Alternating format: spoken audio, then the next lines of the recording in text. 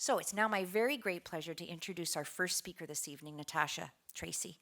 Natasha is an award-winning writer, speaker, and social media consultant from Victoria. And through her blog, The Bipolar Burble, and the Breaking Bipolar blog at healthyplace.com, she outlines life with bipolar disorder type 2. She works to bring quality, insightful, thoughtful, trusted information on bipolar disorder, depression, and treatment-resistant depression while engaging with the mental health community. I should also add that I used to describe myself as having red hair. But now that I've met Natasha, Natasha is the one with red hair. Natasha, we are so honored to have you with us here tonight. Please let's give her a warm, red-haired welcome.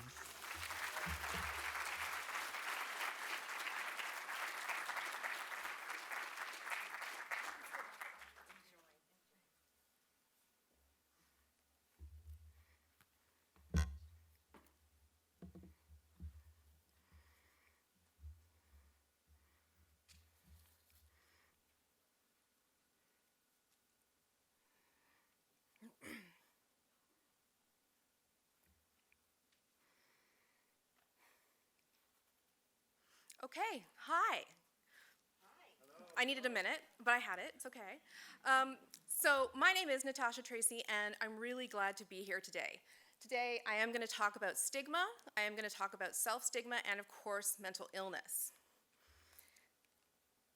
There we go. So I'm a mental health speaker and writer, as we just heard. I've been dealing with bipolar disorder for the last 18 years, and I've been writing about it and researching it for about the last 13 years. And during that time, I have become a subject matter expert, and I'm really pleased to say that I've actually written more than 1,000 articles on bipolar disorder and other mental illnesses that populate my site and other sites around the web. I do believe that evidence-driven information and insights is really what's going to help us all. Okay, so I want to talk just a little bit about stigma in general. And I want to reframe it a little bit. So, stigma is something that the mental illness community faces all the time. Anti-stigma campaigns appear to be everywhere. Stigma, stigma, stigma. Sometimes it seems like that is the only word we ever hear out of advocates' mouths. But here's the thing. Stigma is the wrong thing to fight.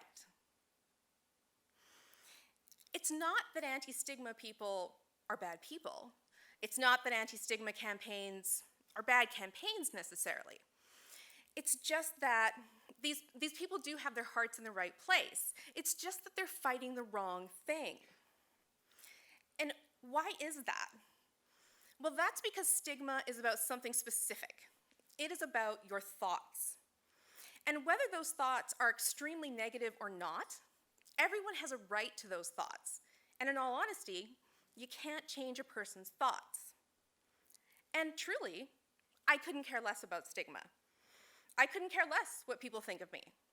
In AA, they say, what other people think of me is none of my business. And that's pretty much true. And I don't care if people think my hair is too red. No such thing. I don't care if people think I'm too fat. I don't care if people think I'm too egotistical. These are just impressions that people have of me, and they are in no way indicative of the truth. What I care about is how people actually act, how people actually treat me. What I care about is equal access in the healthcare system. What I care about is equal access to housing. What I care about is being treated with respect and dignity. I care about being treated like everyone else. And if, while doing this, the person happens to think that I'm the craziest person on the planet, that's really okay with me. It's like with marriage equality, which we saw in the States. Now, these particular advocates, I think, got it right. Now, they could have spent their entire lifetimes trying to win the hearts and minds of every American, hoping that they would all rally around them in marriage equality.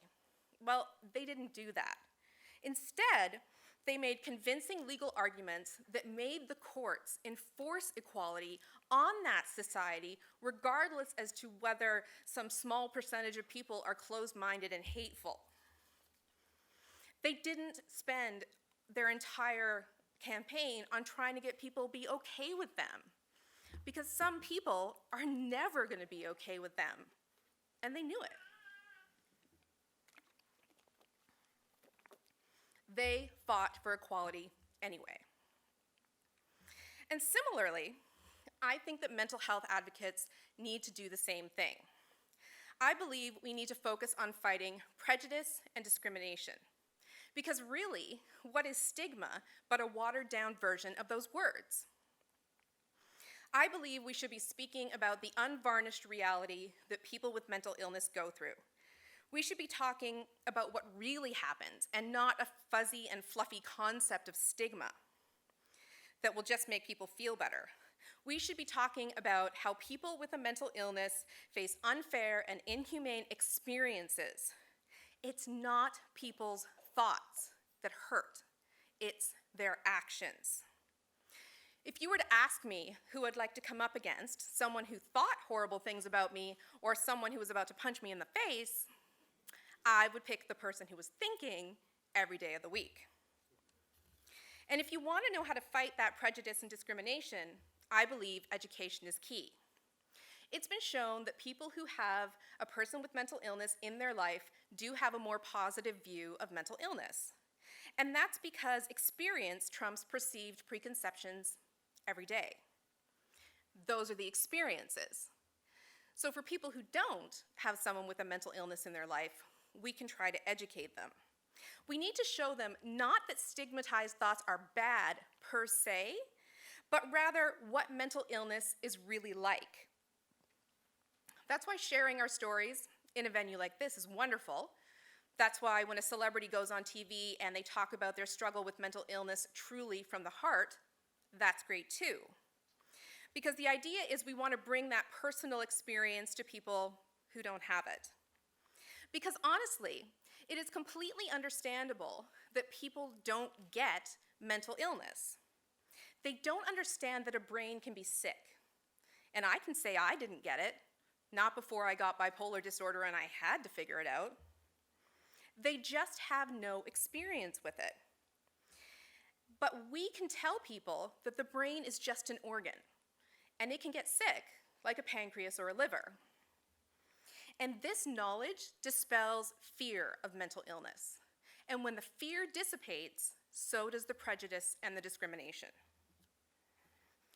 We can show unequivocally, it is societally unacceptable to treat people with a mental illness differently than anyone else. We are just people with illnesses, that's it. Will we reach everyone? No, we won't, okay? But we can make ourselves heard, just like other groups before us. We can demand equal treatment in all ways, and that is what's going to make all the difference in the lives of people with mental illness in the future.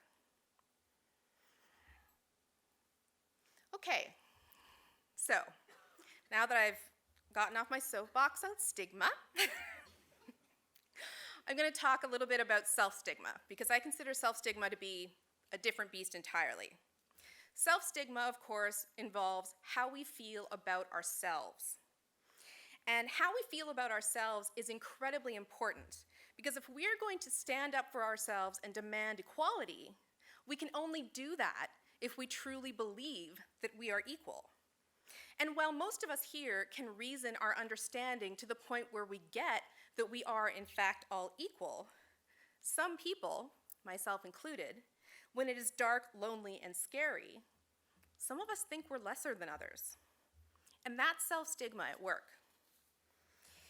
And I have to be honest, I suffer from this self-stigma stuff. In spite of the fact that I've been talking about mental illness and learning about mental illness for the bulk of my lifetime, I still think of myself as lesser than the normals sometimes. For example, I haven't been in a relationship in a really long time. And there are many reasons for this, but one of the big reasons is bipolar disorder. Part of me feels that I can't stand in front of a date and say, I'm enough for you, because I don't feel like I am. I feel like I'm broken. I feel incomplete. I feel like I'm approaching another person on a different kind of level. And part of me really wants to hide this incompleteness from others and slink away into a closet separated from all the good human beings. While another part of me wants to protect some innocent bystanders from what my brokenness really looks like. Because let's face it, nobody can handle what I have to deal with. The only reason I do is because I have to. I can't imagine anyone choosing to. And even though I can stand here today in front of you and staunchly proclaim that every person with mental illness deserves health, happiness, and yes, relationships, just like everyone else, somehow that truth will not penetrate my inner being. Somehow that truth isn't real to me, somewhere deep down. Somehow my voice just won't believe it about myself. But on my more enlightened days, and on my days with more fight, these are not the things that trouble me. The things that trouble me are how I look, thanks to, in large part, the treatments I've gone through. I am troubled by having to take medications and rattle as I walk. I am troubled by having to act like I'm normal and having to fit in with others who are not sick, no matter how much it pains me to do so.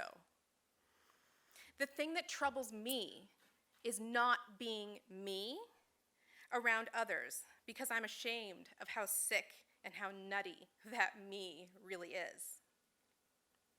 In short, some part of me thinks, like so many others, like I'm the craziest person in the world, that I'm a freak, that I will never be like everyone else. And I actually hear this all the time. The word freak comes up constantly from people, especially when they're first diagnosed. But what I tell people who are feeling this is, your feelings are real. But the thing is, no one is a freak. We are all part of a much broader community. And it is a larger community that is just like them. None of us are the craziest person out there. No matter if the symptom is psychosis, mania, suicide attempts, it doesn't matter what it is, there are people who have gone through exactly what you're going through. And there are so many of them, it boggles the mind.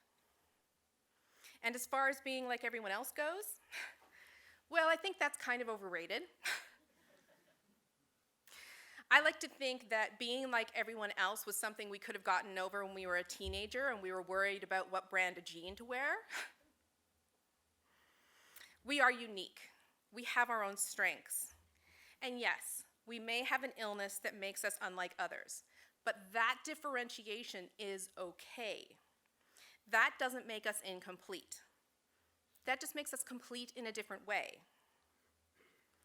So clearly, if I believe that self-stigma is negative, and I believe that it has a negative impact on our lives, then I believe that we should fight it. I believe we need to stand up against this monster in our head and say, no more. I believe that just like others who have been made to feel lesser than in society, we need to stand up and demand to be counted as whole beings. I believe that we can use our wise minds to fight back the sick brains that want us to believe that we are somehow damaged. So in order to make this happen, I think we need to understand a few things. So one of the things you need to understand is the difference between the brain and the mind. The brain is simply an organ in your head. It does its job, thinking, 24 hours a day. But the brain, as a physical system, can get sick. We all know that. We know that mental illnesses are physical illnesses that attack an organ in our system. It's as simple as that. And so when that organ thinks, some of its thinking is going to be wrong because of this illness. Mental illness makes our brains faulty. But we can fight this sick brain with our minds, Because while our brain is simply an organ in our heads, our minds are not. Our minds are really who we are. The minds are our individual us-ness. Now, I can't draw a picture of my mind, probably because I can't draw. I can't feel my mind and I can't point to my mind, but I promise you it is there. My mind is where Natasha lives. I, Natasha, do not live in my brain any more than I live in my pancreas. So I can use this mind, this place outside my brain, the place that is not sick, to combat the thoughts that come from my brain. Now, this is not an easy thing to do. It's not easy to see the line where physical thoughts from your brain end and the beginning of your wise mind starts. Indeed, it is very tricky. But I promise you, no matter however murky and unclear, this separation does exist. And so if this mind-brain separation exists, then we can use our wise minds to fight the self-stigmatic thoughts that our brain is throwing out. As much as my brain wants me to believe that I'm irreparably broken and flawed, my mind knows this isn't true. I can see these thoughts for what they are. They are errors caused by an illness that I didn't ask for, and an illness that is not my fault. And I can recognize those faulty thoughts, and I can say, no, I will not believe them. I will not believe the lies of mental illness. So how do you know if you're falling victim to self-stigma? Well, I have some suggestions of questions you might want to ask yourself. So first of all, are you treating yourself fairly? Is that what you're doing? Are you practicing self-care? Are you talking about yourself like someone that you love? Are you accepting second-class treatment because you believe you are not worth the same as everyone else? Are you allowing your sick brain to dictate your actions rather than what your wise mind knows is true? Are you letting self-stigma win? As I said, I am not perfect at fighting self-stigma. I doubt many of us are. And I know that in our darkest times, self-stigma creeps in like a choking fog and it wears the false veil of truth. I get it. But I also know that we can fight. And I know that some days we can win. I am the first to admit that it will always be a battle for me. But I'm also the first to say that we can be victorious. I don't know that we can eliminate self-stigma every minute of every day, because I know that our ill brains can be very convincing. But what I know is that the fight in and of itself is noble, it is worthwhile, and it is meaningful. We are complete people. We are not defined by our illnesses, and we do not deserve self-stigma. Oops, sorry, there you go.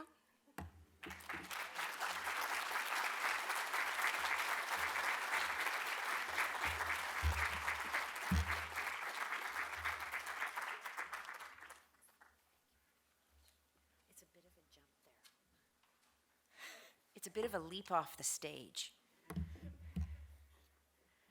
Thank you, Natasha. Thank you for so beautifully setting the stage for this evening, really. I think encouraging all of us to use our wise minds is a wonderful way for us to begin tonight. Thank you.